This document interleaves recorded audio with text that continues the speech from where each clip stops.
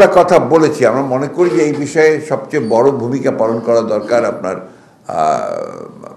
এই অন্তর্বর্তীকালীন সরকারের। তাদের দায়িত্ব হচ্ছে এখন সমস্ত স্টেক হোল্ডারদের সঙ্গে আলোচনা করে এই বিষয়ে যেন কোনো বিভ্রান্তি সৃষ্টি না হয়, সেই হিসাবে আপনার একটা তারিখ নির্ধারণ করা, সময় নির্ধারণ করা যেতে পারে, এবং সেটাই উচিত বলে আমরা মনে করি। তাদের তাদের তাদের বক্তব্য, তারা কি কি দৃষ্টিভঙ্গি কীভাবে বলেছে তারা বলতে পারবে।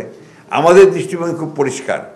আমরা মনে করি যে আপনার এই ফ্যাসিবাদী হাসিনা সরকারের অধীনে যতগুলো নির্বাচন হয়েছে সমস্ত নির্বাচনগুলো অবৈধ হয়েছে, এবং সেই কারণেই আমরা স্থানীয় সরকারগুলো ভেঙে দেওয়ার জন্য আমরা আহ্বান জানিয়েছিলাম, এবং যে সবগুলো ভাঙা হয়েছে কিন্তু আপনার শুধু ইউনিয়ন পরিষদটা করা হয়নি।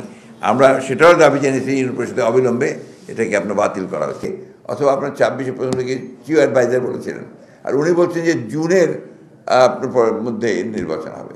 তো এক্স্যাক্টলি আমরা বুঝতে পারছি না যে কোনটা সঠিক, সেটা তিনি দেননি। এটা আপনারা আমাদেরকে কিছুটা হতাশ করেছে, একই সঙ্গে জাতিকেও কিছুটা। আর তারপরে তার প্রেস সচিব যে কথা বলেছেন, এই কথাটা আবার সাংঘর্ষিক কথা হয়। মনে করি যে ইলেকশন আপনার এখন ইলেকশন কমিশন গঠন হয়ে গেছে, সুতরাং ইলেকশন পরিচালনা করবার, কন্ডাক্ট করবার জন্য তার প্রস্তুতি নেওয়ার, তো সেই ধরনের আর কোনো প্রবলেম তো নাই, সুতরাং অতি দ্রুত সেটা করা সম্ভব।